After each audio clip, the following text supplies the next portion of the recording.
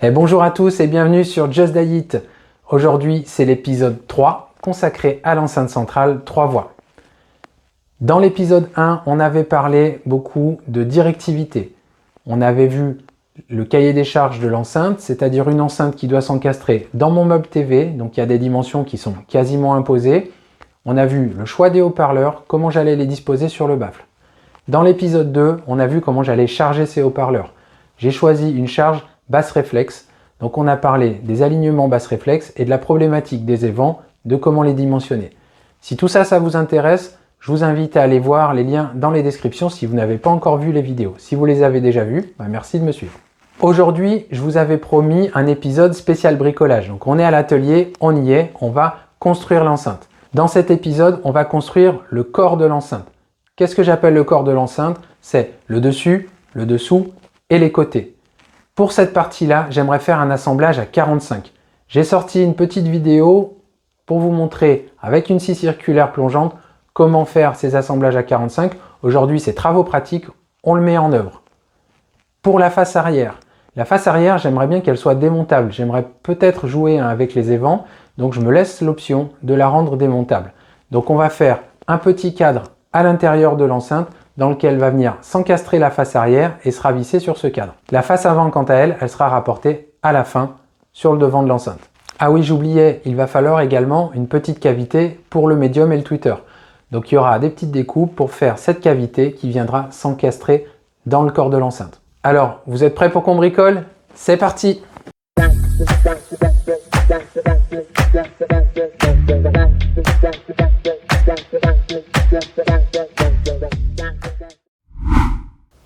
Je vais commencer les découpes par le dessus et le dessous de l'enceinte.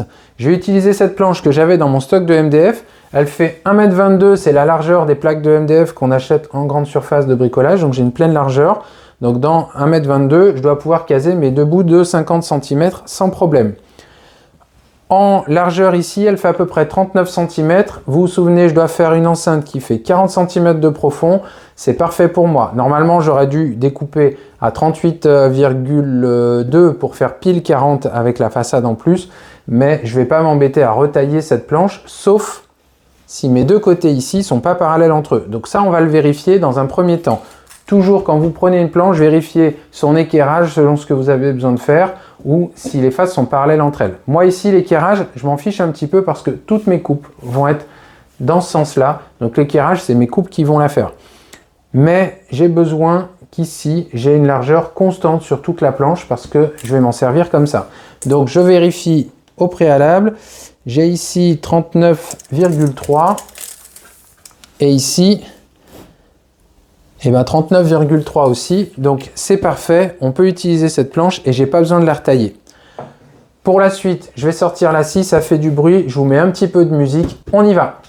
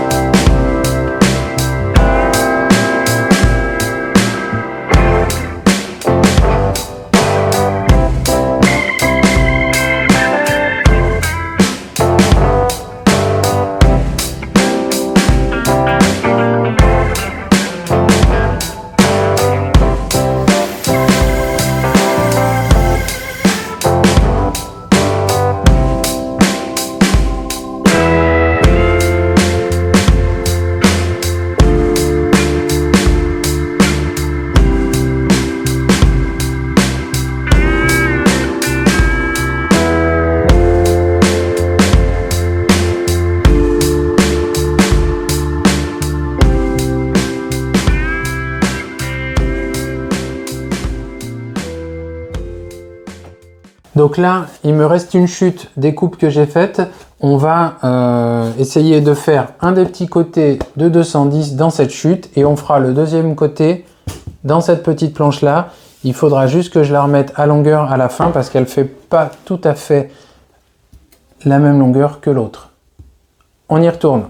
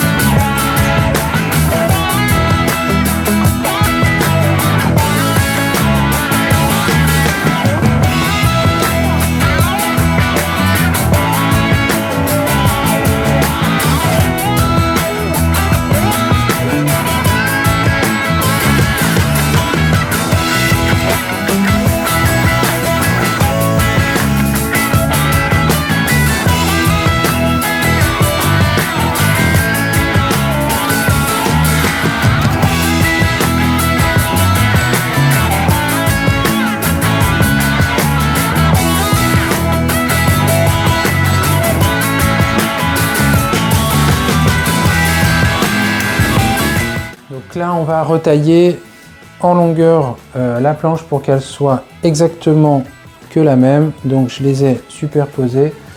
Je trace mon trait et il n'y a plus qu'une petite coupe à faire.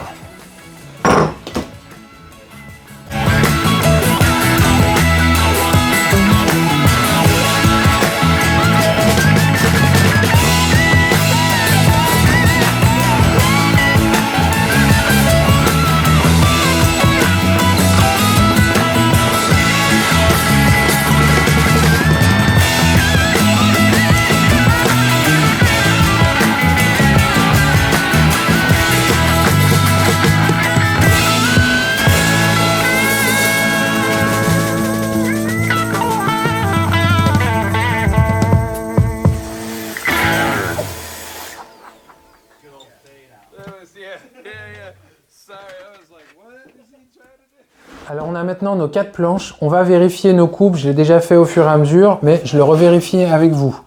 Déjà, on va vérifier que les longueurs soient identiques et les largeurs également. Donc là, je me mets sur la tranche, j'ai des tranches qui se superposent parfaitement. Je les mets sur ce côté-là et ça se superpose parfaitement. Je fais la même chose pour les deux petites ici. Ça se superpose parfaitement. Ici également. Donc là, j'ai 2 paires de planches identiques. Il nous reste à vérifier, comme c'est un assemblage, que les 4 fassent la même profondeur pour l'enceinte. Et on est pas mal du tout. Alors, hors caméra, j'ai fait un petit assemblage à blanc avec du scotch. Je vous réexpliquerai au moment du collage, mais c'est simplement pour voir si tout s'assemble bien. Alors, j'ai pas forcément tout très bien aligné parce que j'ai fait ça rapidement. Je voulais voir si mes angles étaient bons. Donc, c'est plutôt pas mal. Et si je vérifie avec une petite équerre, eh bien, rien qu'avec le scotch, on est déjà pas mal d'équerre. Donc mes coupes sont bien. Là, ça s'est détendu un petit peu avec le scotch parce que j'en ai pas mis beaucoup. Mais on voit que quand on serre, on a des arêtes qui sont très bien aussi. Donc là, eh bien, je suis content. Alors pour la suite, c'est une caisse que je vais utiliser pour faire d'autres tests. Notamment, j'ai un haut-parleur à tester qui irait bien dans ce volume-là. Donc je ferai une façade provisoire pour ce haut-parleur-là pour le tester. Ça va me donner une petite contrainte, c'est que je ne vais pas pouvoir mettre la cavité médium tout de suite en place. Donc il va falloir que je la mette en deuxième intention. Et pour faire ça, je pense que je vais faire 2 petites rainures ici pour venir encastrer la cavité du médium et pouvoir le coller après coup.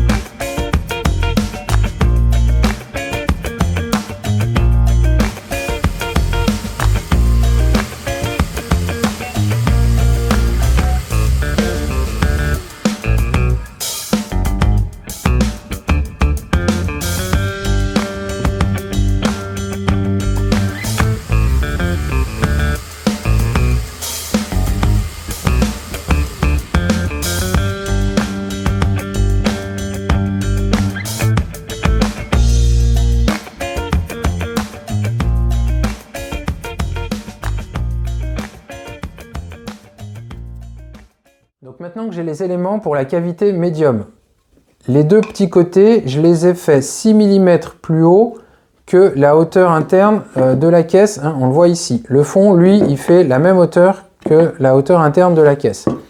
Je vais creuser de 3 mm les rainures ici de chaque côté, donc en bas et en haut, de manière à pouvoir venir encastrer par l'avant les 2 petits côtés ici qui vont venir s'incruster correctement dans la caisse et faciliter le collage.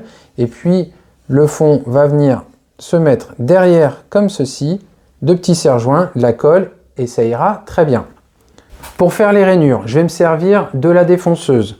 Sur ma défonceuse, j'ai monté une fraise droite basique, hein, c'est du bas de gamme en plus que j'ai mis, mais elle est toute neuve et c'est pour faire du 3 mm dans le MDF, donc ça ira très bien. Cette fraise, elle fait 12 mm. Je dois faire une rainure de 18. J'ai pas de fraise de 18. Donc, j'ai une fraise de 20, j'ai une fraise de 16, mais j'ai pas de 18. Donc, on va faire avec la 12 avec 2 passages. Si j'avais pris ma fraise de 8 ou ma fraise de 6, j'aurais dû faire 2 passages et nettoyer au centre. Donc ça, j'avais pas très envie. J'ai fait un petit système pour ma défonceuse qui se monte sur le bord de la règle Voltcraft et qui va me permettre de coulisser ici. Ça, c'est le système dont je m'étais servi pour faire le dessus de l'établi et faire les trous à intervalles réguliers. Ici, c'était 96 mm pour respecter le système MFT. Et ça, c'est un système LR32, donc on avait 3 trous à passer à chaque fois. On pourrait très bien faire ces rainures avec la défonceuse directement à la main à la volée et s'appuyer contre un tasseau ou même cette règle. C'est tout à fait faisable. Si on a l'habitude de se servir d'une défonceuse, ça ne pose aucun souci. Moi là, je me sers de ce petit système-là parce que je l'ai et que c'est guidé et ça va bien, mais on pourrait très bien faire comme ça également. Donc vous pouvez voir, j'ai tracé les 2 petites rainures que je dois faire ici. Je me suis servi du centre de la planche et de ma petite équerre à combinaison. J'ai reporté ici la profondeur dont j'avais besoin et maintenant on va placer le guide. Donc ça y est, j'ai placé le petit guide parallèle ici avec mon système pour la défonceuse. Je me suis calé sur le trait extérieur ici pour le moment. J'ai mesuré qu'entre le bord de ma fraise et ma règle, j'avais 75 mm. Ici, ça va faire une rainure de 12 mm. Il va manquer 6 mm. Il faudra décaler la règle de 6 mm pour venir faire la deuxième passe. Et puis, on fera la même chose sur la deuxième rainure. Je ne vous montrerai pas sur la deuxième planche, je le ferai hors caméra. Ça sera exactement la même chose. Je m'équipe et on y va.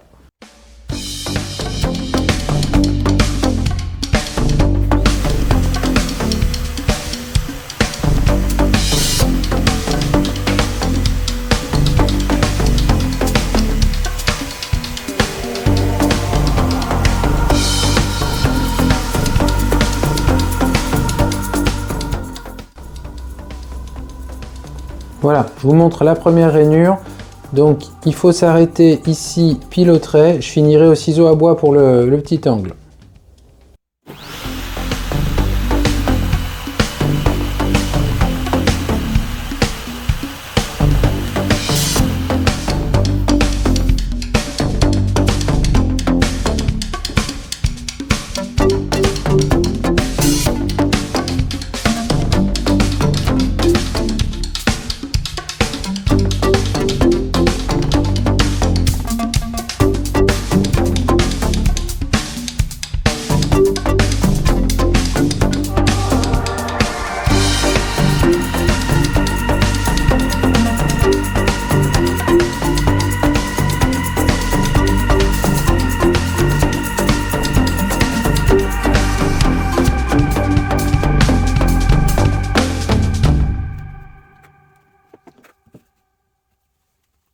Donc premier petit essai pour l'assemblage. On voit que c'est pas mal du tout. Ça s'encastre juste ce qu'il faut. Ça suffira bien pour le collage. Et on va faire pareil maintenant pour la deuxième. Alors pour la deuxième, j'ai reporté ici, j'ai mis les planches dos à dos, hein, bien à fleur l'une de l'autre. Et j'ai reporté en face ici à l'aide de mon équerre pour me mettre bien en face ici et pouvoir reporter mes côtes.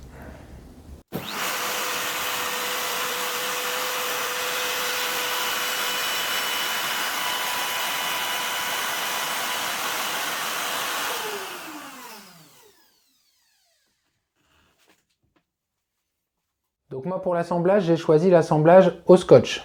Pour mettre en place le scotch, il faut être sur la face externe des planches, c'est-à-dire qu'il faut ici qu'on ait les angles.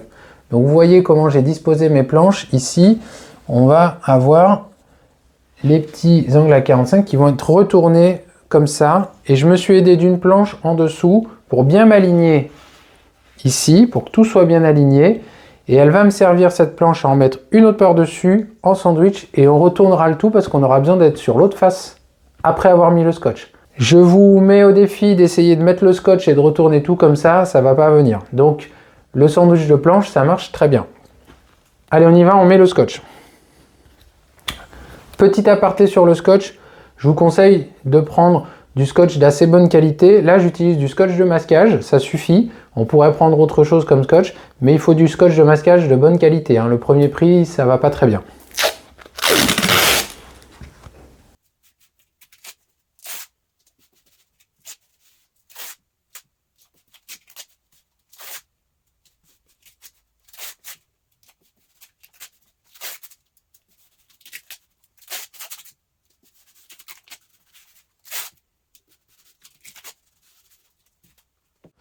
Donc voilà, mes morceaux de scotch sont posés. On va poser une autre planche par-dessus et on retourne.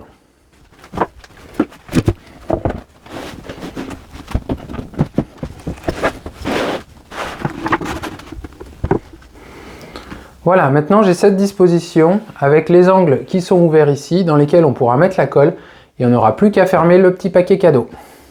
Donc pour la colle, j'utilise de la colle blanche, toute simple. Il n'y a pas de placement de produit, hein, c'est pas la peine de regarder la marque, mais celle-ci, elle va bien. Donc je vais en appliquer dans chaque rainure. On va l'étaler un peu au pinceau. Faut pas en mettre beaucoup. Comme disent certains, c'est pas la colle qui chie qui colle. Donc on y va, mais pas trop. Bien sûr, au préalable, j'ai soufflé toutes mes interstices ici et j'ai essayé d'enlever le maximum de poussière, hein.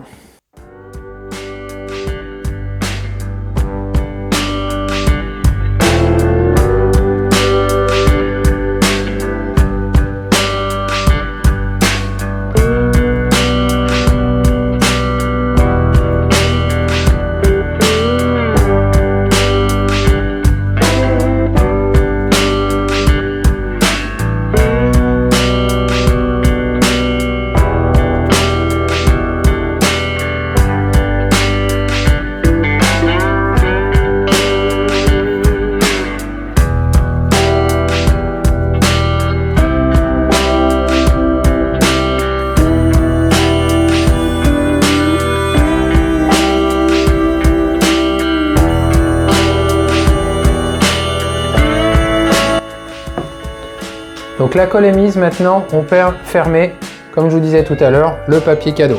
Donc on prend soin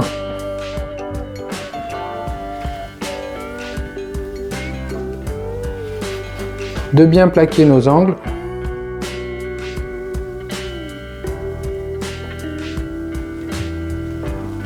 Et il nous restera à appliquer le scotch ici sur cet angle-là.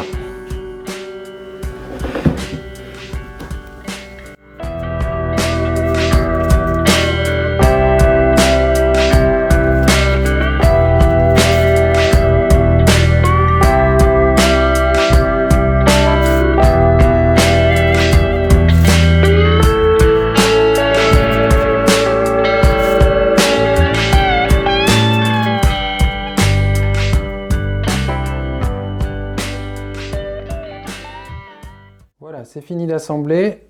J'ai mis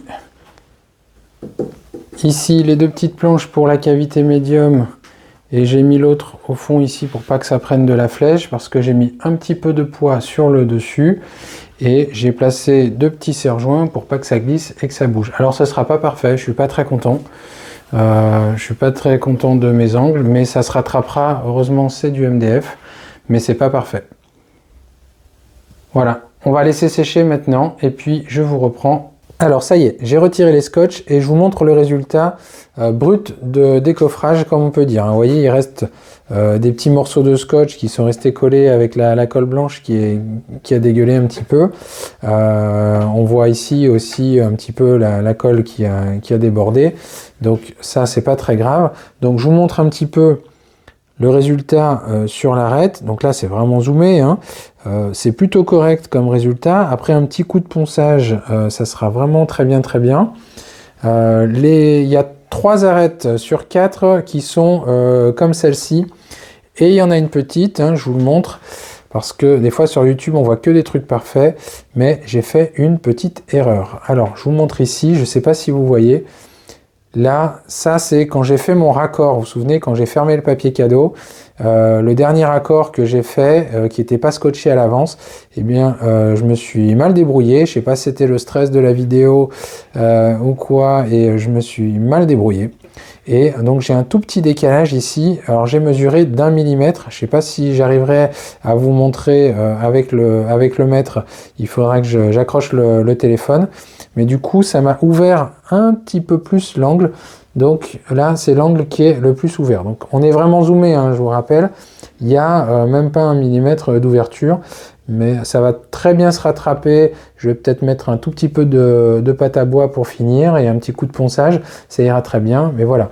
Donc ici, pour reprendre, j'ai 1 mm de moins ici en largeur que sur l'autre face. Voilà.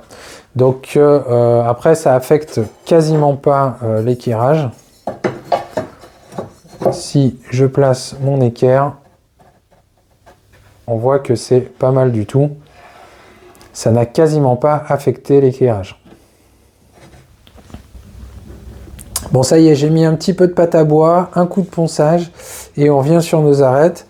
Là, c'est vraiment plutôt pas mal. Ça, c'est le côté qui avait le plus bougé. Si on tourne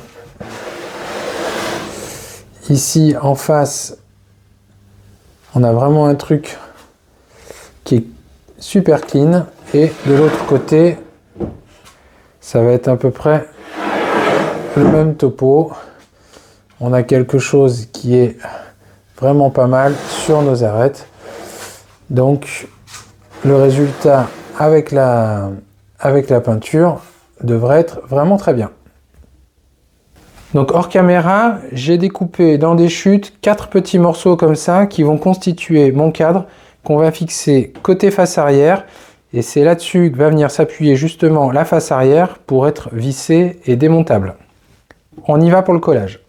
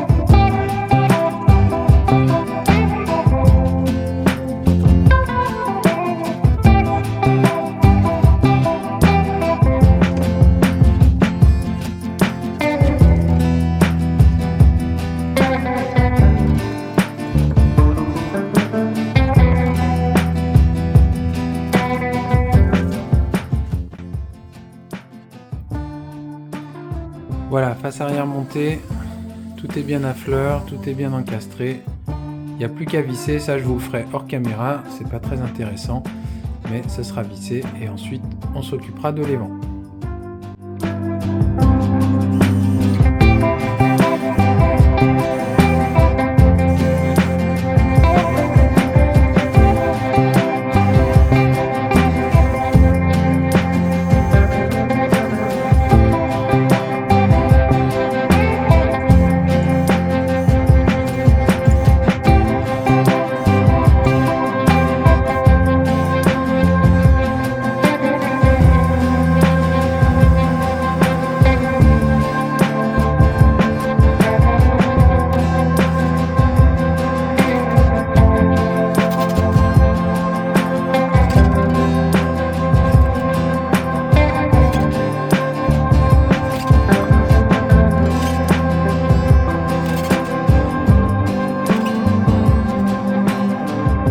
Et bien voilà, cette vidéo touche à sa fin. C'était un épisode pas facile pour moi parce que j'ai tourné avec 2 caméras, j'ai pris en main un nouveau logiciel de montage, donc ça m'a pris un petit peu plus de temps pour le prendre en main, mais j'espère que ça vous a plu. Si c'est le cas, laissez un commentaire, mettez un pouce bleu, ça fait toujours plaisir, et puis surtout, abonnez-vous à la chaîne. Dans le prochain épisode, on va s'occuper de la face avant, l'usinage pour encastrer les haut-parleurs, et puis la face arrière pour encastrer l'évent et le bornier. Par la suite, pour ce projet, il nous restera encore à faire la finition. Je ne sais pas si elle sera dans le prochain épisode, ça dépendra de la météo. Sinon, on la verra un petit peu plus tard pour la finition. Mais on va voir aussi le cœur du projet, la mesure des haut-parleurs et la mise au point de l'enceinte. Moi, il ne me reste plus qu'à vous dire à la prochaine et merci, à bientôt!